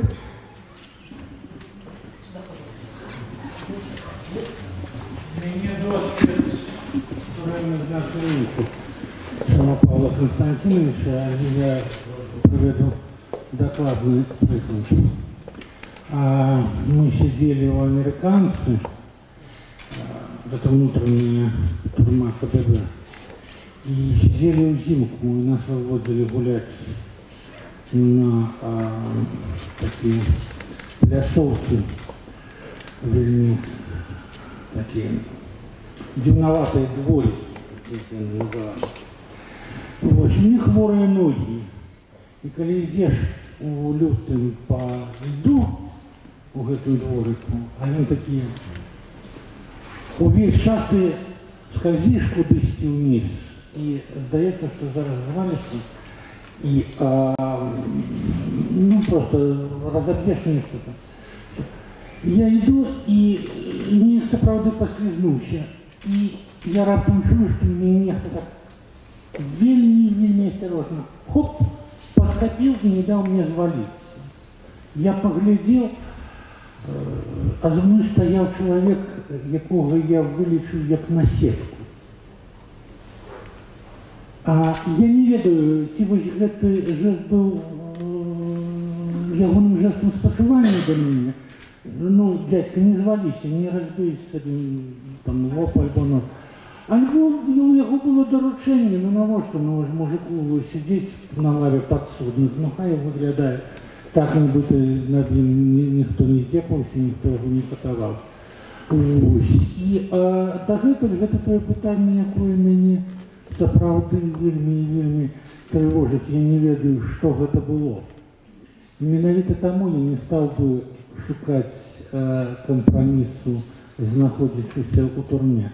Бо насамрэч мы ўсе знаходзімся ў турме. Камісія якраз такі ў тым, аб'яднацца і будаваць вольную краіну. А ясна, што не ў турме. Ну, справа ў тым, што яны таксама ў турме, яны таксама не будуюць вольную краіну. Да? Адным яны перашкаджаюць, а самі яны проста па іншы бок кратак. Але таксама яны за кратамі. А здаецца, Альгерт пра гэта казаў, ну, немажліва нарадзіцца ў турме вольным, да? І будаваць вольную краіну, калі абодва бакі знаходзяцца па-за кратамі, ну таксама немажліва. Ну что, было пытанне пра міністра культуры, марым пра будучую Беларусь, светлую, вольную, якая, калі мы все за кратамі ніяк не можа нарадзіцца, вось тут такое замкнёнае кола у нас лагічна атрымоўваецца. Ну, але ж такое пытанне было. Павел, я тут нагадаю, што суд сёння над Зміцером Дашкевічам быў на беларускай мове. Гэта Беларусь ужо тут, разумееце? Гэта Беларусь ужо тут. Ці патрэбна новай Беларусі міністр культуры? Я не ўпэўнены. Я думаю, што можа быць і патрэбна, але калі патрэбна, дык дакладна не з тымі функцыямі, якія ёсць у міністра культуры сёння. Гэта першае. Што б я параіў? Ну, відавочна, што трэба нешта рабіць хутка і тэрмінова з перакладамі на іншыя мовы з беларускай мовы. Сёння ў Нямецчыне засталося 5 чалавек, якія здольныя фізічна перакладаць з беларускай мовы. Ва ўсіх краінах свету гэтым займаюцца спецыяльныя інстытуцыі, якія прамаўтуюць уласную культуру, уласную літаратуру на іншыя мовы. У нас такого няма. У нас усе грошы ідуць на спорт, на што заўгодна, але не на літаратуру. Відавочна, што патрэбна нешта рабіць, тэрмінова нешта рабіць з кінематографам, з кіно. Пэўныя зрухі ўжо ёсць. Я вось бачу ў зале Людмілу Рублеўскую, я ведаю, што яе раман зараз экранізуюць. Я чуў, што прыстойны фільм атрымліваецца пра Купалу. Гэта добрыя зрухі, але гэтага мала. Трэба тэрмінова пачынаць нешта рабіць з кіно. І з кіно я пачынаў бы нешта рабіць з таго, каб у нас з'явілася прадусарскае прыватнае кіно. Каб тыя грошы, якія зараз бізнесоўцы вымушаны даваць на існаванне непрыбытковых калгасаў, каб яны даваліся на тое, каб кінематограф паўставаў. Ну і трэцяе, відавочна, трэба нешта рабіць з тэатрам, таму што сітуацыя, калі самы галоўны спектакль, самым галоўным тэатры ў Беларусі, гэта ён зроблены па Гоголю, ну, для мяне відавочна, што ў купалаўскім ідзе і шмат што беларускага, але мне дзіўна бачыць, што той жа Альгерт, што Горват ідуць на малой сцэне. Беларускія аўтары і сучасныя, і несучасныя мусяць весці рэю ў нацыянальным тэатру, в гэтым сэнсе заснавання нацыянальнага тэатра. Вось 3 такія парады.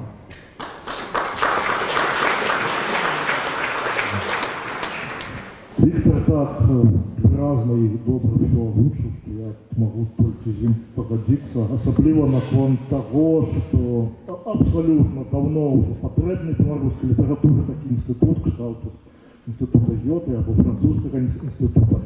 И абсолютно згодны так само с тем, что культуре не потребны по сутности министры. Культуре потребна свобода. И когда у культуры есть свобода, то она начинает развиваться сама, она начинает дыхать, начинает расти. Белорусской культуры, этой квази-культуры державной, ее не хапает той самой життєдайної дикості, яка і дає щось справді цікаве світу і людям. Ну і наогул, що стирають міністру культури, я би, напевно, наогул відмовився, тому що міністри там, це все, ну, я не ведаю. Варто зрозуміти одно, або ти пишеш книжки, або ти розмовляєш з міністрами. Ось, і ні, я б не став би, напевно, наогул розмовляти. Наогул розмовляти?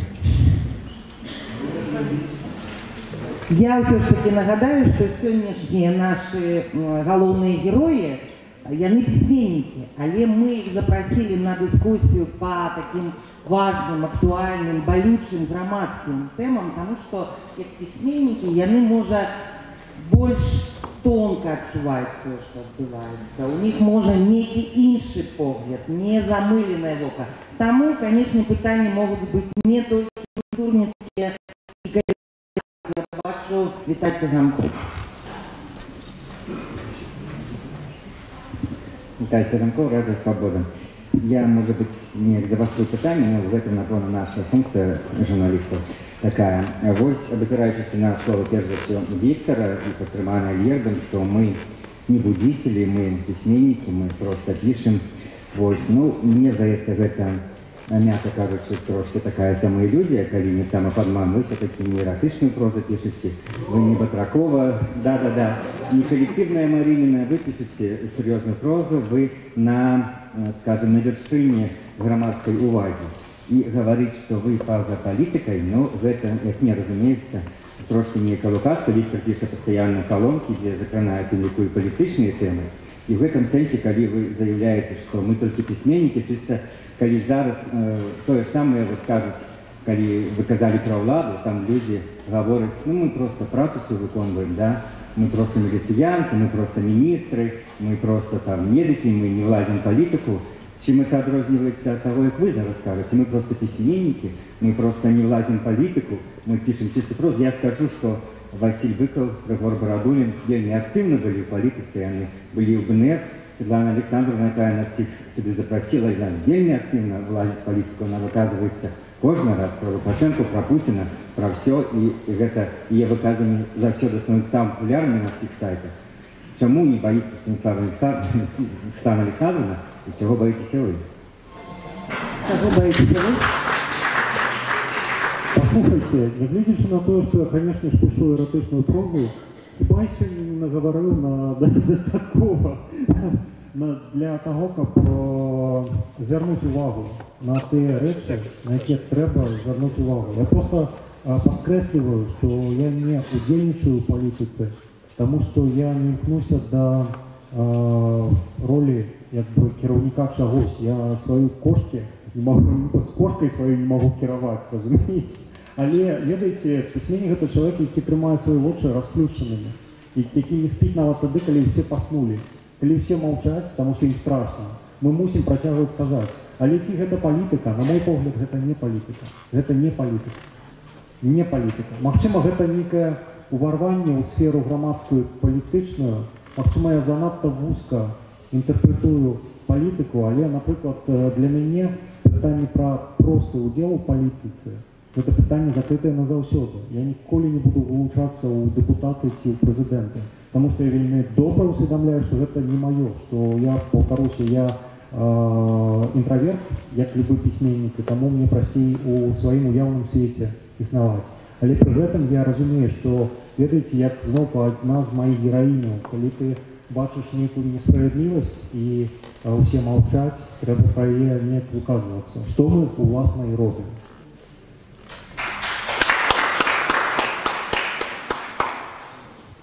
Я не ведаю, вы, Виталий, спочатку імпрези тут були чи ні? Ясно. Потому что сегодня, вот в этот вечер, звучало столько политичных заявок, просто недвусмысленных. По-моему, сказать, что мы так помогаем с Виктором политики, это будет абсолютно неправильно. Мне подается, литература, она сама по себе есть вельми політичним заняттям. Коли у меня пытаются, чему можно научить литература. Ранее я отказывал, нет, литература ничему научить не может, это не ее задача.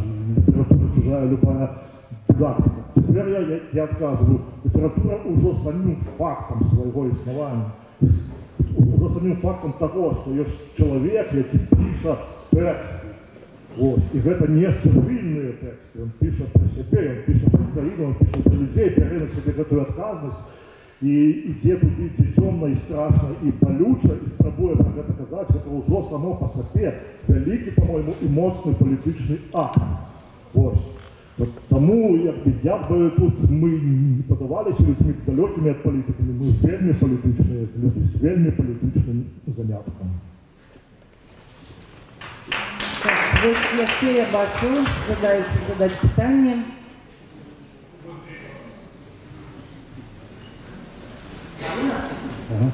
Спадар Альгерт, мусіць пытанне да вас, трохі здзіўлены, шчыра кажучы.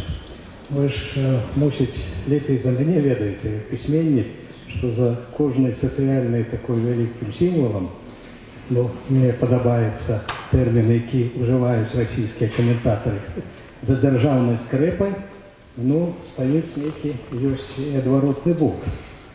Сустрэньцеся вы з патрыётам, мусіць добрая з'ява, але нарвацца на ксенофоба і на чалавека, які вам раскажа, якая ў яго добрая дзяржава толькі таму, што яна ягоная, гэта ж запроста, мне здаецца, кампрамісам. Это таксама. Вы тут узгадваеце, класіка Гёта вялікага, і он сказаў гэта, але яму это не перашкаджала быць міністрам. І таксама ісці на кампрамісы. І прытым на вельмі такія кампрамісы, такія, мне здаецца, перад Господом Богом таксама адказваць трэба. Яму было б тое самае. Да гэтай сустрэчы месяцы 2 назад быў Адам Міхальк, якога называюць бацькам, я б яго назваў айцом нават польскага кампрамісу. Гэта чалавек, які узначальваў вось гэты весь рух кампрамісны. Памятаеце, часоў салідарнасці, часоў перахода. Пасля таго, як Польша уступіла на вялікія перамены пасля. Так ён сказаў па-іншаму трохі. А ён практык у гэтай справе. Казаў так, ёсць альтэрнатыва у кампраміса, але яна адна, это грамадзянская вайна. Дык ці на карысць гэта? Ці так уже жорстка прытрымлівацца трэба, што бескампраміснасць ва ўсім? Ці ваша якая больш творчая такая пазіцыя, а не палітычная? Бо палітыка справа такая, там, мне здаецца, без кампрамісаў ніколі не выходзіцца. Можа, я памыляюся, калі вас. Я удакладню яшчэ, можа, гэтае пытанне. Наша мара аб свабодзе, для адных гэта мара пра рэвалюцыю, перамогу рэвалюцыі, для другіх гэта ўсё ж такі сапраўды нейкі круглы стол, за якім будзе знойдзены кампраміс паміж рознымі палітычнымі сіламі. Вось як бы вы ставіліся, калі б заўтра, паслязаўтра раптам быў такі круглы стол, і Лукашенко пазваў для сябе апазіцыю дамаўляцца? Дякую вам за пытанне. Я сёння казаў, як я да гэтага стаўлюся, я сказаў, цытую сам сябе, што ёсць моманты, калі кампрамісаў пазбегнуць немагчыма. Але там, дзе ёсць хаця б адна сцежка, каб іх пазбегнуць, іх варта пазбегаць. Што да круглага стола? Я бы не стаў у іх удзельнічаць, я бы паспрабаваў бы адахвоціць сваіх знаёмых беларускіх інтэлектуалаў, удзельнічаць у такім круглым стале, тому што няўжо нас нічаму не навучылі гэтыя 20 з лішкам гадоў. Няўжо гэтая д'ябальская тактыка, все гэтыя тонкія хады ўлады, калі яна дае такую надзею, калі яна быццам гаворыць, што можна з ёй размаўляць, няўжо все так хутка забываюцца, чым гэта все ўвесь час сканчаецца. Такога круглага стола не можа быць, потому что при такой уладе его не может быть в принципе. Это то же самое, что завтра Лукашенко бы сказал, вот такую подачку бы нам кинул. Давайте теперь червоно-белый стяг. Все остальное застанется, как есть. А стяг вот мы вернем. Вот я вас послушаю. Вот добрый в этом. И я просто уже чую вот этой радостный, триумфальный ем. Вот за это мы даруем ему все. Добро. Вот стяг бел червоно-белый. И все. И теперь мы свободны. Теперь вот наша вот мара сбылась. Ось он лунає над домом Ураду. Але такого не может здариться, потому что такого не может здариться в принципе, потому что это не тая система, якая здольная на такие кроки. Ось. Тому які круглые столы. А вот что вот брить себе голову знову этими круглыми столами с теми, кто на нас плевать. Де круглого стола гучыць і агучвалася, і Лукашенко нават нібыта яе падтрымліваў, але потым не вызначыўся, хто будзе ўдзельнічаць, а самому яму там сысці ўніз было, сесці з палітычнымі лідарамі. Але што тычыцца бел-чырвона-белага сцяга, то якраз цяпер на апошняй стадыі законапраект, наколькі я ведаю, у парламенце ён ужо падрыхтаваны, і вельмі верагодна, што гэта будзе не дзяржаўны, але ўсё ж такі гістарычны і ўжо не забаронены сцяг. Так што... Але ці дрэнна гэта, што ён будзе? Про што мы гаворым? Ну, файна, ну, окей, і што? Гэта просто неістотна. На мой погляд, той факт, што гэты сцяг не лунае над домом Ураду, але пры гэтым не будзе падставай для арышту на вуліцы, з'яўляецца, ну, просто памяншэннем колькасці абсурду, але не скасаваннем абсурду. Гэта не повод, гэта не нагода для размовы. Што тут казаць? Ну, окей. Зараз можа быць як бы не 10%, а 15% мовы зробіцца на беларускім тэлебачанні. Можа быць, нават рускую літаратуру пачнуць дзе-нідзе выкладаць по-беларуску. Можа быць, нават замежнай літаратуры нарэшце стане больш, чым рускай літаратуры. Але пра што мы кажам? Ці хіба вось гэта нейкія лёсавызначальныя пытанні? Гэта просто не маю што сказаць. Канешне, хочацца ўсяго і адразу. Але ўсё ж такі, калі, ну, сапраўды прагнозы на тое, што ёсць нейкае ўсведамленне ва ўладзе пра небяспечнасць для Беларусі, пра неабходнасць нейкай кансалідацыі ў грамадстве, калі заявы дзяржаўнага сакратара Савета бяспекі пра тое, што нацыянальная беларуская мова павінна кансалідаваць нашу нацыю. Калі гэта не проста словы, якія гучаць, а ўсё ж такі, ну, нейкі такі прасвет у нашым цёмным хмарным небе нарэшце з'явіўся. І будзе ад улады прапанова нейкага дыялогу. Адмаўляцца ці пагаджацца? Я дакладна зраблю болей для радзімы, калі гэты час змарную на напісанне сцэнара для кіно ці новай п'есы, ці новага беларускамоўнага раману. Вось такое какетка. Гэта сыход ад адказа, але добра, вось там у нас было пытанне. Добрый вечер, меня зовут Катерина. У меня питание на конт культуры, потому что Виктор сказал на конт того, что все на самом деле безусловно. И вы сказали, что звычайных людей треба скіроўваць до культуры. И вот, видите, учора вырашила скіраваць себе до Национального мастацкого музея. Я не буду распавядаць про все, что меня, мягко кажучи, здзівіла там. Але три рэчы мяне настолькі ўразілі, што я не магу адысці проста вось нават сёння. Я не ведаю, калі гэта адбудзецца, калі я спакоюся. Першае, это то, што у музеі нацыянальным, мастацкім я магу пабачыць пад карцінамі у шэраг стаяць проста, я не ведаю, 3 дзесяткі складзеных крэслак, які перашкаджаюць проста глядзець. другое, что картины просто подвешены, и вы меня выбачаете, але такое ощущение, что взяли просто резинку от трусов, и подвязали с великой колькостью узелочков. И третье, что я, знаходячись у одной залі, чую, як нарастає нарастаюць галасы. Я спачатку думала, што просто супрацоўнік нешта спрабуе вельмі гучна растлумачыць наведвальніку, што я не павінна рабіць у музеі. І калі гэта настолькі адбываецца голасна, акрамя мяне таксама былі наведвальнікі, што я разумею, што гэта два супрацоўнікі просто спрачаюцца паміж сабой і кажуць, што я зараз пойду до директора, и все, я ему расскажу. И я одиная, кто там был, кто подошел до их, чтобы я как бегла до этой зали, сказать им, что, вы видите, вы перешкоджаете просто глядеть.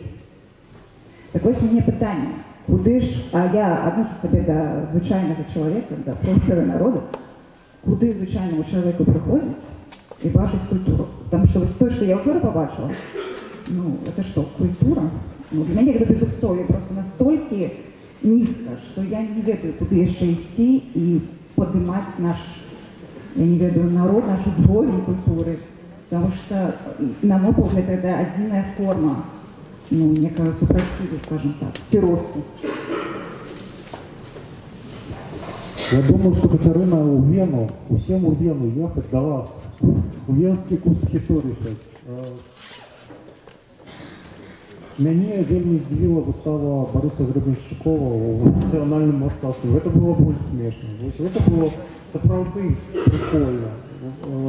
Мяне здзівіла выстава Язэпа Драздовіча без пагоні. У Язэпа Драздовіча есть асноўны твор «Пагоня Ярыла». Была выстава вялікая у мінулым годзе. Яны наважились робить ретроспективу великую выставу Драздовича, не повесивши погоні. То тут гэтую размову я, як чоловік, який з мастацтвом вельмі пільна працює, я можу протягувати, але не хотілося б все зводити до ємку, того, як нам усі погано живеться.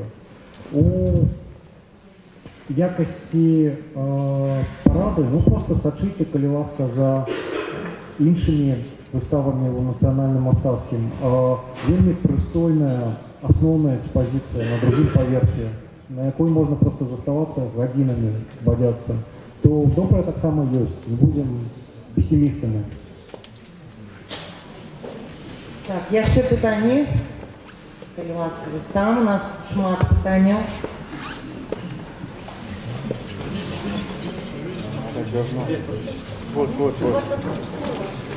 Вот Калиласка. У меня не пытание, у меня точка соприкосновения. Вот Светлана Алексеевич идет сюда, я к ней. Уважаемая Светлана, во-первых, большое вам спасибо за то, что в нашей Беларуси Нобелевская премия. Большое вам спасибо за сегодняшний день. Я чисто белоруска, но так случилось, что я на русском. И я получаю такое удовольствие. Я очень люблю Национальный художественный музей, вот в продолжении, и часто туда хожу. Я очень люблю картину «Кающаяся Мария Магдалена» Аполлинария Горавского, нашего белорусского художника, который написал эту картину на территории Беларуси в 1861 году. Я бы эту картину из-за прекрасного женского лица поставила в один ряд Джаконды и Сикстинской Мадонны. Но она постоянно прячется в хранилище. Я вас видела однажды возле Национального художественного музея. Вы шли в капюшоне, но я подошла к вам. И я вас знала, как мощную такую женщину, Нобелевская премия. И вдруг такая милая, нежная женщина. Я сегодня пришла ради вас, чтобы вам, может быть, это фотография. Можно в приватном порядке вы там... А я уже все. И кстати, я сегодня прочитала, не сегодня, прочитала вот в последней, может, предпоследней «Народной воле» о том, что мало кто знает даже... мало кто знает, там писалось о... в общем, искусство наше мало. И вот я тоже вам передаю, пожалуйста. И последнее, я 2 секунды.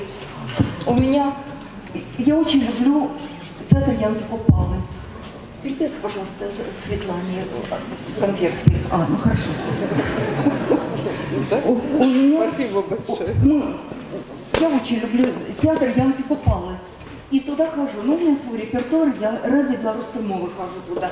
И вот Альгер сегодня прозвучало, что идет спектакль по его, там все на белорусской мове, по его произведению. А у меня дочка уже давным-давно, она живет в Париже, говорит: мать, сходи, сходи. И вот я сегодня посмотрела, человек такой принципиальный, может быть, для него тоже будет важно. Вот это вот давайте мы все-таки запрошение заканчиваем и Повеласка.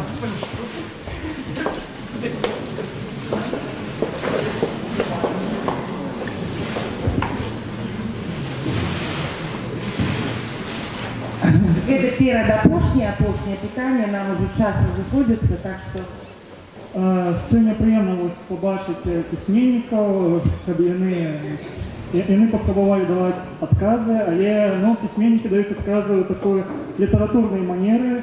Вось, як мы, як чытачы, ўжо прызвычаіваемся чытаць адно, бачыць там паміж радкоў іншае, а ў галаве ўсплывае яшчэ нешта трэцяе. І вось, послухавши отказы, пришла такая вот думка параллельная, что вот была у нас такая краина, Рэч Посполитая обоих народов.